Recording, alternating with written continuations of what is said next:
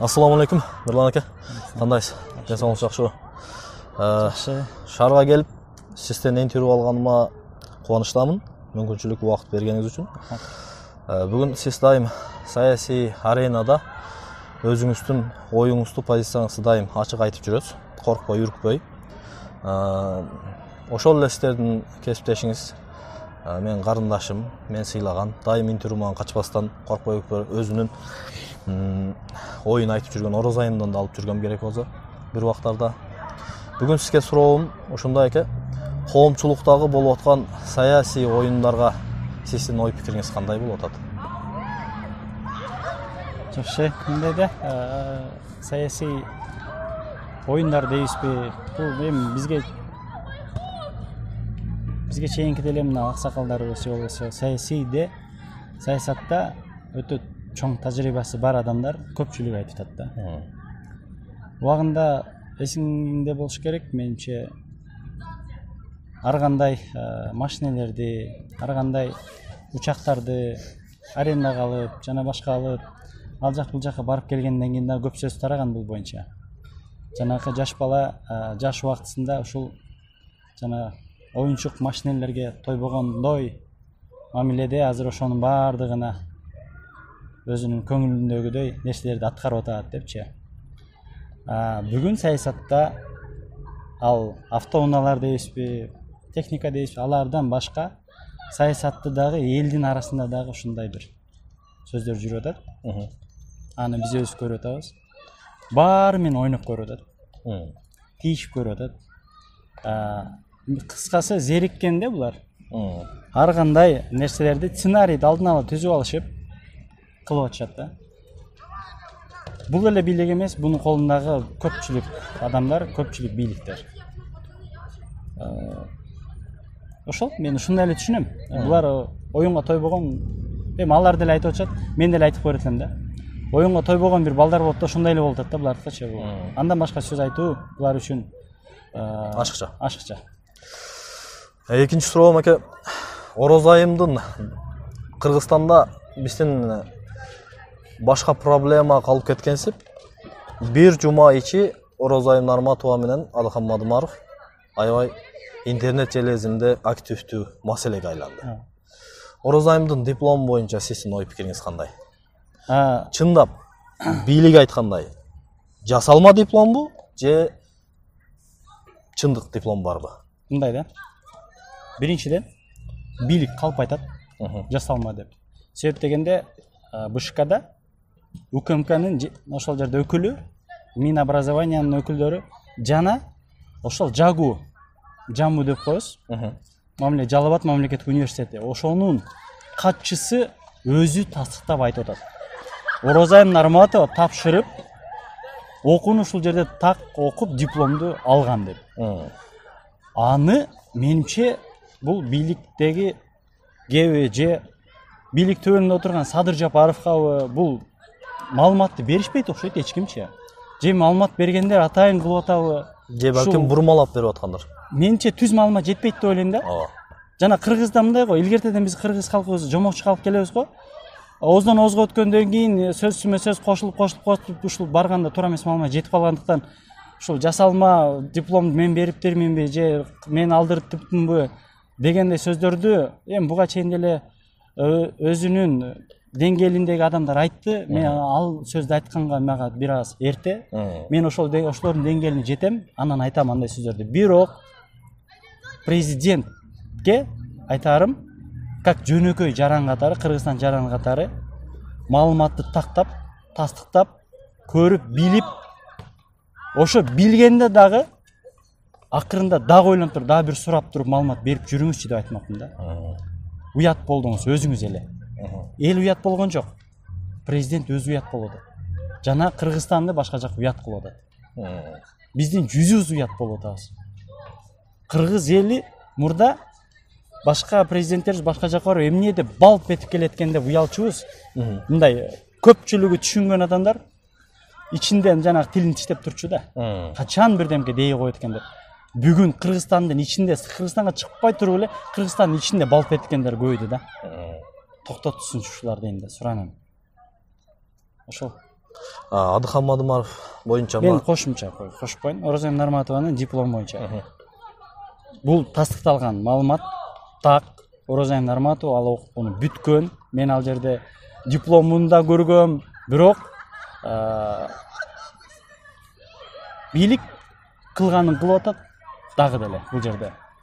БШК эжекелер жанагы башка дагы мен ошол жерде түз эфирде бар экенмин. YouTube'унда Центр избиркомдун. Ошол жерде мен аларга суроону бердим, алар мен суроомо жооп бере алган жок. Ошол жерде так дана көрүнүп турат кимдин приказ болгон. Кайсыл тараптан, кимдин приказын аткарып атканын өздөрү билгизип койду. Адыхан Мадымаровдун 2 жумалап мен байкашым боюнча сурагы бүтпөй атат. Качан аяктайт? Бул сурак менимче мындай да. Булар жанагы түйүнө жетишпешин билет өздөрү. Бул кагаздын макамын, кагаздын юридикалык жагынан булар баасын билишет. Менимче булар жанагы жогорку кеңешке келтирбөөнүн эле максаты кылып атат. Жана Адыхан Кимсанбаевич өзү да айтты ушунучу. Мен ушуга мен ишенем да. 5-чи микрофон деген мындай Кыргызстан боюнча аябай таңазаланып популярдуу микрофонго айланды да. Ошол микрофон бүгүнкү күндө жогорку кеңеште элди соц тармактарда жазып көпчүлүгү 5-чи микрофон иштебегендиктен биз көргөбөй калдык, жогорку кеңеште көргүбүз да келбей атат депчи. Бул ушундай эле нерсе. 5-чи микрофонду башка жак алаксытуу менен булар өзүнө ылайыктуу ал жакта иштерди жасап атат. Комитет дейбиз. Бул жогорку кеңеште сессия эмес, сессиядан башка комитеттер да бар да, иштейт. Ал комитеттер өзүнүн иштерин жасап атат. Бирок ошол комитеттерде ошол жерде талкууга бул Мадымаров кирип отуруш керек болчу. Ошолорго суроолорду берип, кайсы болот, кайсы болбойт деген сөздөрдү айтыш керек болчу. Жанагы Бакыт Төрөбаев айткандай боло берет дегенге точка коюу ал жерде да болуш керек эле да. Болбойт мындан кийин депчи. Ошондуктан алаксытып, ары бери алаксытып, ага жеткизбей аткан ошол. Чеги жок. Бул бүгүн эле кепилдик жок. Бүгүн эле уктук көрдүңүздөр. Бул азырынча токтобойт. Сурак токтоду деди бирок тергөө иштери дагы эле уланат да. Булар каалаган убакта албаракта ача бериши мүмкүн. Бирок биздин каалообуз ушул кагазга чоң бир точка коюлуу да. Бирок антейин десең, булардын жана тарапташтары жана өздөрүнө байлап алган маалымат берип аткан бир булактары бар да. Бирок алар журналисттер эмес да.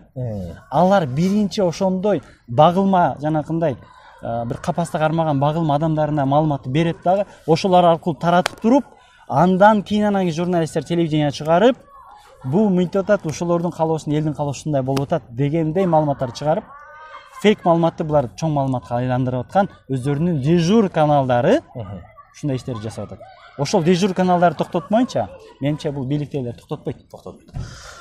Ушул маселеге тиешелүү ошол айтып аткан бийлик айтып аткан 275 гектарбы? Метр. Ушул чындап ушул кишинин доорунда ошол протоколго кол коюлганбы?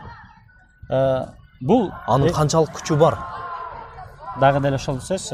Буга чейин эле бул маселе козголгон, козголуп жүргөн дайыма эле. Бирок жанакы Исфанадан баштап, бул жактан баштап ошол жакка чейин жол улануу, жол куруу компаниясы ошол жерге жеткенде Тажикстан жолду курдуртпай токтотуп койгондон кийинки чечим болгон. Бирок булар Адыхан Кимсанбаевич юридикалык жактан караганда жумушчу топ менен гана барган. Бүгүнкү маалыматта буга чейин да Садыр Жапаров өзү айткан. Комиссия башка. Комиссиялык топ бул башка уровенде.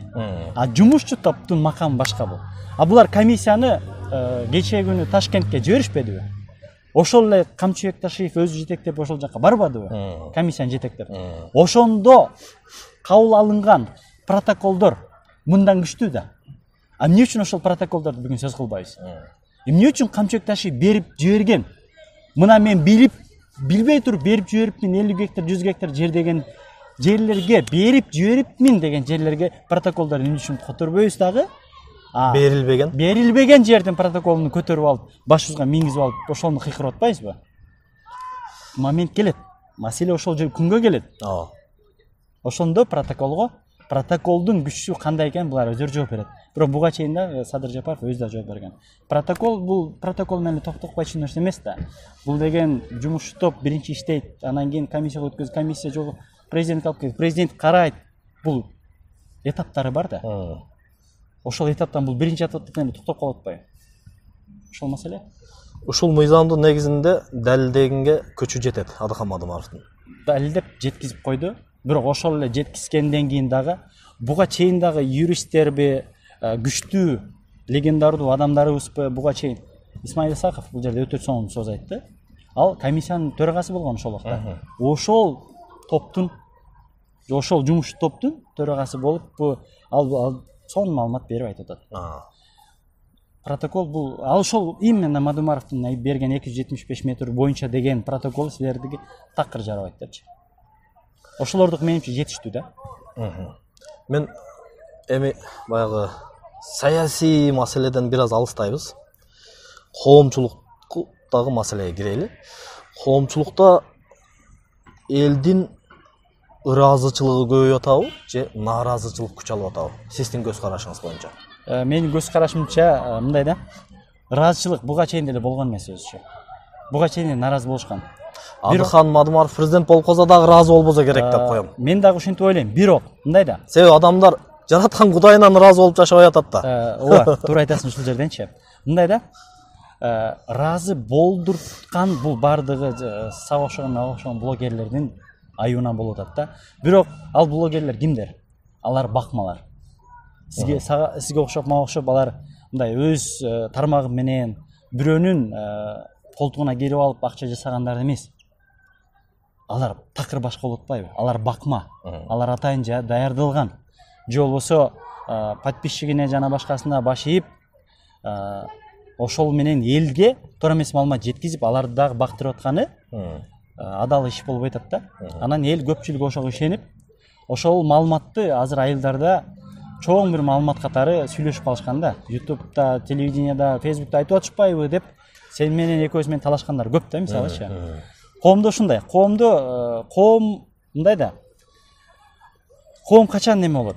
Качан бийликте үстүндө турган адамдар бүгүнкү күндөгүдөй туугандарынан, досторунан, бир туугандарынан коррупциялар чыкпай, аралашпай, таза өзү үчүн иштеп жалгыз адам болуп, тартипти, мыйзамды, ыйманды бүт жагынан таза болгондочу коом ушундай өзгөрөт көрөсүздөр.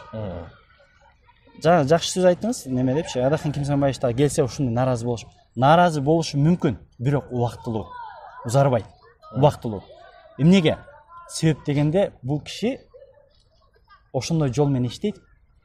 Араласында жана туугандары, достору бунун баары билет. Ошончо көп жолобойт бугачы. Жакын жолобогон ошондуктан. Себеп дегенде бул көп нерсе менен макул болбой, туураны туура деп, туура эмести убагында айтат, ошол жерде точка коет. Бүгүн кесиптештерибиздин көбү могу YouTube деген каналдан акча табыштын жолун үйрөнүп калды. Анан ошол жерде маалыматтык кыянаттык иш болуп атат. Маалымат жактан бизде өтө чоң кыянаттык иш болуп атат. Болбогон ишти болду деп, болгон ишти болбоду деп чыгарып, ушинтип кыянаттык иштер көп болуп аткандын кесепетинен коомдо нааразычылык күчөп атат да. Ошондуктан муну да тартипке коюш керек деп коем да. Качан бир Кудайдан коркуп, өздөрү мындай Кудайдан коркпосо атак оңолбойт окшойбуз деп койдум. Мен мындай айтып элем да, Камчек Ташиев акебиз го. Эми көрүп калса дейм да. Мен мындай багыт берейин деп атам да.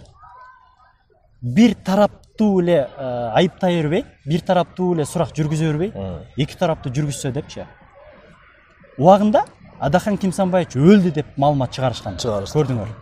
Мен кесиптешим блогерде өлдү, авария болду деп чыгарып койду. Ошолорду эмне үчүн? Ошолор тартса болобу? Болот. Экинчиси, өзүнү бийликти тарапташ болуп, бийликти колдоп, туура эмес сөздөрдү сүйлөп, башка бир адамдарга жеке намысына жала мен көргөмүн, турмуш жагын өтүп кетип атышпайбы? Ошондой жактарга арыз жазмак турсун башка кылгандар дагы толуп кетти да. Бирок алардыкы жатат да ошол жердечи. Ушул сөзүңүзгө аралжы мен ошол баланы да издеп атам. Тапсам Кудай буйруза ушул бир жуманын ичинде ол баладан да интервью алам. Эки жактама. Бир эле сиздер жактуу эмес, алар жактуу да карайбыз. Ошон үчүн ошолорду да жазалаш керек да ушул күндөчү. Ошондо коом өзгөрөт. Коом анда сөзүнөн аялап, экинчи жанакында доконцалар жок болгонго бир точка коюлат да. Бул доконцалар эми убактылуу эле билебиз, бирок эртең башка бирөө келсе, анын артындагы аркы чабып кеткендер бар да. Ошол ушундай сөздөр. Келечек Кыргызстан үчүн каалоо тилейиңиз? Не демекчимин эми келечек үчүн? Мен ушул жаштарга көбүнчө кайрылам. Улуу муундарга кайрылыштын кереги жок. Себептен улуу муундар өздөрүнүн жашоосун жашап, алар өздөрүнүн баласы үчүн, өздөрүнүн неберелери үчүн азыр күрөшүп аткан убактысында, бирок ошол улуулар күрөшүп атканы мени өкүндүрөт.